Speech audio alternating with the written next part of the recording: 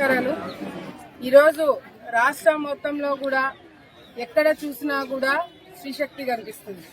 ఎందుకంటే ఈరోజు మహిళలకి ఏదైనా ఒక కార్యక్రమం చేస్తే మహిళలు గుండెల్లో పెట్టుకొని చూసుకుంటారు నాయకులు అనేది ఈరోజు మనం అందరం కూడా గమనిస్తున్నాం.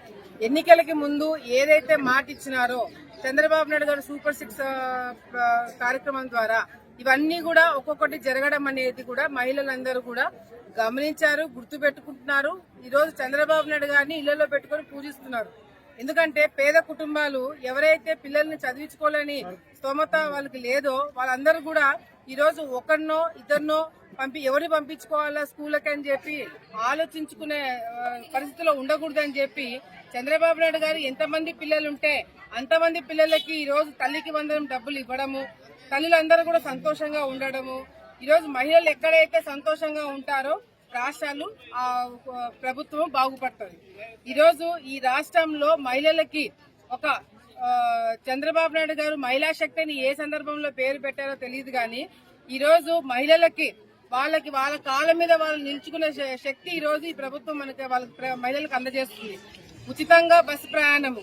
ఈరోజు మహిళలు మాట్లాడుతుంటే పండగలకి ఒకరి మీద ఆధారపడకుండా కూతుర్ని చూడాలన్నా అల్లుడిని చూడాలన్నా ఎక్కడికైనా వెళ్ళాలంటే స్వేచ్ఛగా ఈరోజు వాళ్ళు వెళ్ళి కార్యక్రమాలు చేసుకోగలుగుతున్నారు. ఒకరి మీద ఆధారపడకుండా స్వేచ్ఛగా ఈరోజు వాళ్ళు ధైర్యంగా బయటికి వెళ్ళగలుగుతున్నారు అంటే ఆ స్వేచ్ఛ ఇచ్చింది చంద్రబాబు నాయుడు గారు మహిళలకి ఈ రోజు అని చెప్పి చాలా గర్వంగా తోటి మహిళగా ఈరోజు చెప్పుకోగలుగుతున్నాం.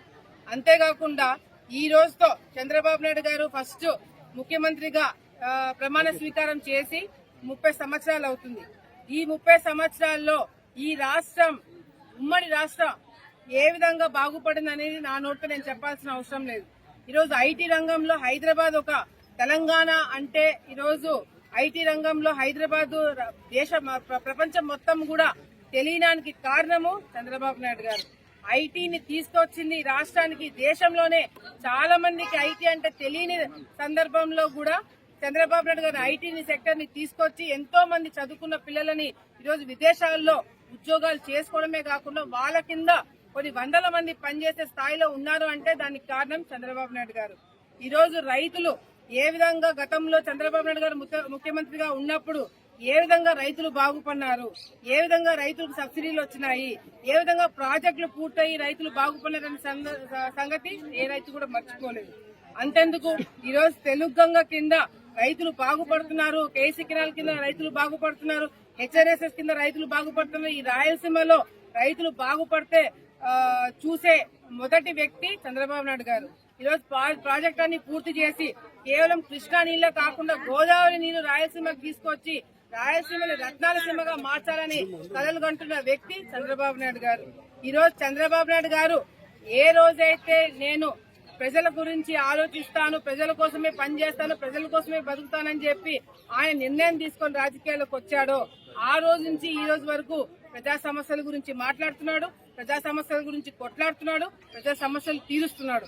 అటువంటి నాయకుడు, అటువంటి నాయకత్వం ఈ రాష్ట్రానికి, దేశానికి ఎంతో ముఖ్యము. మేమందరం కూడా చాలా గర్వంగా ఈరోజు వచ్చే తరాలు కూడా ఆయనను స్ఫూర్తిగా తీసుకొని రాజకీయాలకు వచ్చి రాజకీయాలు చేయాలని చెప్పి ఎన్నో సందర్భాలు ఆయన కూడా చెప్పడం జరిగింది.